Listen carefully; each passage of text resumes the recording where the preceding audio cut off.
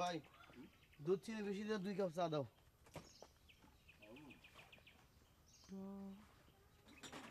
ভাই লিটার একটু বাড়াই দিও তো।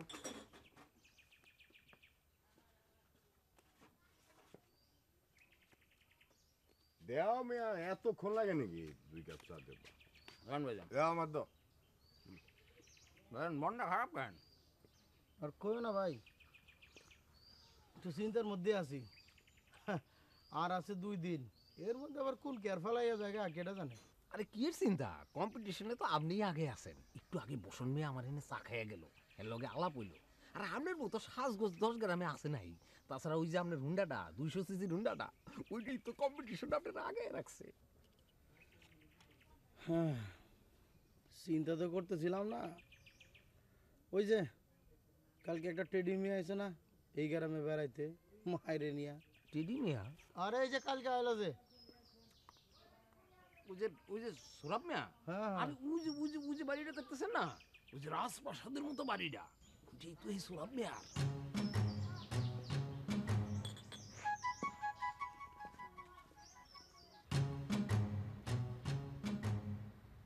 তোর বোন বল। শোভার মতো রাজকন্যারে বিবাহ কইরা এরকম রাজপ্রসাদের শোভাবর্ধন করার শখ কার না আছে? কিরম করে প্রোটেকশন দিবি তার প্ল্যান কর। রে, এই বিষয়ে তুই কোনো চিন্তাই করিস না, মাথা ঠান্ডা করে থাক।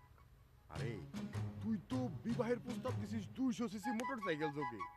এর উপরে টেক্কা দিতে হলে মোটর গাড়ির প্রয়োজন। এই ছেলে তো আসছে মহিষের গাড়িতে, মহিষের গাড়ির বেল নাই।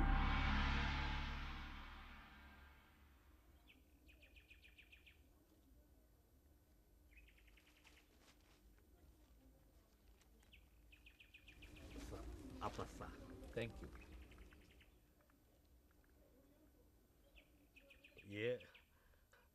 আপনার বন্ধুর কাছে শুনেছি আপনি নাকি বিলেত দেশের একজন বিখ্যাত রাঁধুনিয়া। আপনার হাতের রান্না খেয়ে বিলেত দেশের মেম সাহেবেরা আপনার প্রেমে পড়েছে। তাই আপনার জন্য রান্না করতে আমি খুব একটা সাহস পাচ্ছি না। আপনি যা শুনেছেন ঠিকই শুনেছেন। একবার বিলেতে আমার রান্না খেয়ে এক ব্রিটিশ ধনকুবের বিলেতি মেয়ে, ইয়াং, আমাকে একটি দামি গাড়ি প্রেজেন্ট করেছিল। আরেকবার কি হলো, এক বৃদ্ধ আইরিশ ভদ্রলোক তার বাসায় আমাকে রান্নার জন্য কন্ট্রাক্ট করলেন 7 দিনে 7,000 পাউন্ড, মানে 7 লাখ টাকা। তো আমি যখন তার বাসায় 7 দিন রান্না করার জন্য ছিলাম, তার 2 মেয়ে আইরিন এবং ক্যাথরিন দুজনেই আমার প্রেমে একদম সে এক অন্য কাহিনী। যাই হোক, তবে কি আমি নিজের হাতের রান্নার চেয়ে অন্যের হাতের রান্না খেতেই বেশি পছন্দ করি। আর এই পৃথিবীতে সবচেয়ে বেশি মজার রান্না রাঁধেন আমার মা। আর আপনার রান্না তো গতকাল খেলাম, অনেক ভালো, ভেরি গুড। আপনার কথা শুনে আমি রান্না করার সাহস পাচ্ছি। চাটা অনেক মজা হয়েছে। আমি গ্রামটা একটু দেখে আসি, মাকে বলবেন।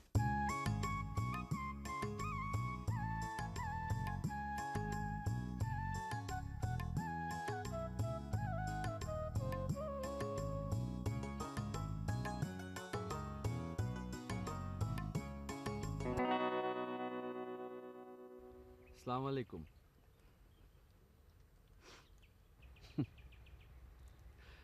হাসি কিন্তু সালামের উত্তর না। সালামের উত্তরে ওয়ালাইকুম সালাম বলতে হয়। না আসলে সেটা না, মানে একটা অপরিচিত ছেলে হঠাৎ করে সে একটা অচেনা মেয়েকে সালাম দিবে, এটা আসলে ভাবতে পারিনি। আপনি চাইলে বা অন্যায় হয়ে থাকলে সালামটা ফিরিয়ে নিতে পারি। না না, ন্যায় অন্যায় তো বলিনি। আচ্ছা, ওয়ালাইকুম আসসালাম। ধন্যবাদ। আপনি যে বললেন আপনি একজন অপরিচিত মেয়ে, কথাটা কিন্তু সত্য নয়। আপনার নাম শোভা। আপনার দুলাভাই বসন মৃধা আপনার বিয়ে উপলক্ষে এলাকায় বিরাট একটা হইচই ফেলে দিয়েছেন, আমি সেটাও জানি। আমার সম্পর্কে খোঁজ খবর জানার জন্য কি তার কাছে আগমন আপনার? জি না, এটা আমাদের পৈতৃক নিবাস। আমার বাবা রহম মোল্লা স্থানীয় হাই স্কুলের টিচার ছিলেন, অবশ্য এখন আর উনি জীবিত নেই। আচ্ছা, জি জি, আমি মনে হয় আপনার বাবার নাম শুনেছি, কিন্তু উনি তো অনেক বছর আগে লন্ডনে চলে গিয়েছিলেন।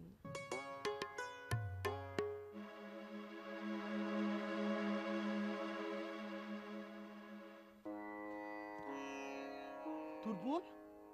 ওই তোর বোন? আরে তোর বোন বাচ্চা, বল। দেখছস দেখছস? দেখছি। আরে বেটা, আমি যা সন্দেহ করছিলাম তাই তো হইতে চলতেছে। ব্যবস্থা কর, ব্যবস্থা কর। ওই টেডি মিয়া তো আমার সর্বনাশ করে ছাড়বো। তুই শান্ত হ তো। আরে এতে তো টেনশন নিতেছিস কে? তারা একই গ্রামের বাসিন্দা, দীর্ঘদিন পরে তাদের মধ্যে সাক্ষাৎ হয়েছে, কথাবার্তা হওয়া তো একটু স্বাভাবিক।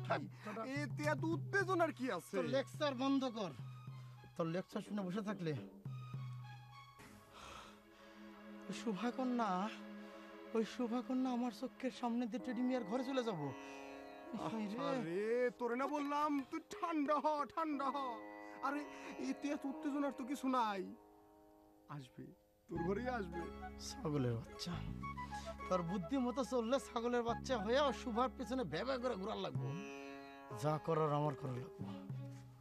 পাইছি, কানের কাছে আয়। ওই টেডি মিয়ারে একটা সিস্টেম করে দেওয়া লাগবে। আপনি তো ঠিকই আমার খোঁজ খবর শুনেছেন, কিন্তু নিজের নামটা কিন্তু এখনো বলেননি। সোহরাব হোসেন। সোহরাব রুস্তম, নামটা অনেক সুন্দর। রুস্তম না, সোহরাব হোসেন। আচ্ছা, সোহরাব হোসেন, আপনার একটা সমস্যা আছে, কিছু না মনে করলে বলি। আমার সমস্যা? কি সমস্যা বলুন? আপনি না মেয়েদের দিকে নির্লজ্জের মতন তাকিয়ে থাকেন, আর এটাতে ছেলেদের পার্সোনালিটি হ্যাম্পার হয়। ভবিষ্যতে চেষ্টা করেন এই জিনিসটাকে শুধরানোর। আপনি বোধহয় তারাগাছিতে আসার সময় আপনার দিকে তাকিয়ে থাকার কথাটা বলছেন। কথাটা সত্যি, তবে মানুষ কখনো কখনো এমন কিছু সিচুয়েশনে পড়ে যখন তার নিজের উপরেই কন্ট্রোল থাকে না। না চাইলেও আমার অবাধ্য চোখ তাকিয়েছিল আপনার দিকে, কথা শোনেনি। তবে তার জন্য আমি ক্ষমা প্রার্থী। I am sorry for that. ক্ষমা চাওয়ার জন্য ধন্যবাদ, কিন্তু এই বিষয়টা আসলে আমার বিবেচনা করে দেখতে হবে। আচ্ছা, আমার দেরি হচ্ছে, আমি এখন আসি।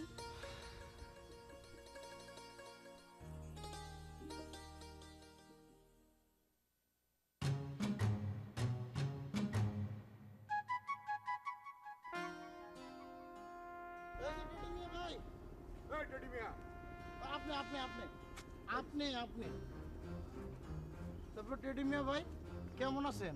ভালো, কিন্তু আমাকে টেডি মিয়া বলছেন কেন?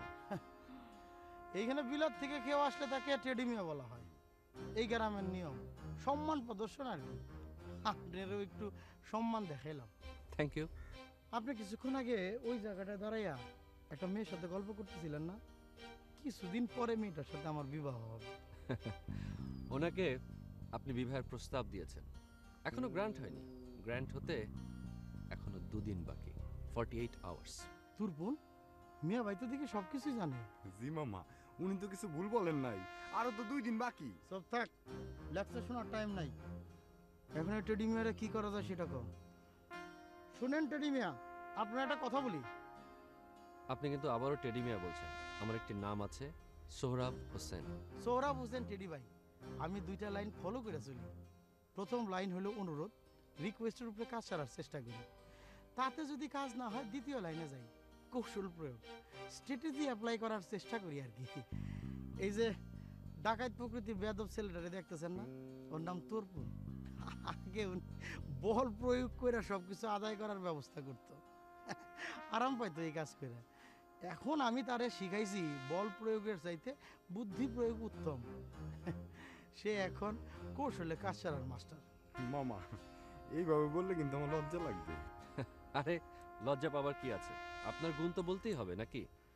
আচ্ছা ভাই, প্রথম লাইন অনুযায়ী আপনার আমি রিকোয়েস্ট করতেছি, শুভা কন্যার ব্যাপারে কোনো উৎসাহ আপনি দেখাবেন না। রিকোয়েস্ট রাখতে ব্যর্থ হলে বিকল্প ব্যবস্থা না হবে আপনার প্রচেষ্টা বন্ধ করার জন্য। আসি, আসসালামু আলাইকুম। আয়। আসসালামু আলাইকুম। ওয়ালাইকুম আসসালাম। এই ক্লাউন প্রকৃতির ছেলেটার সাথে শোভার বিয়ে হলে লাইফটা তো একটা সার্কাস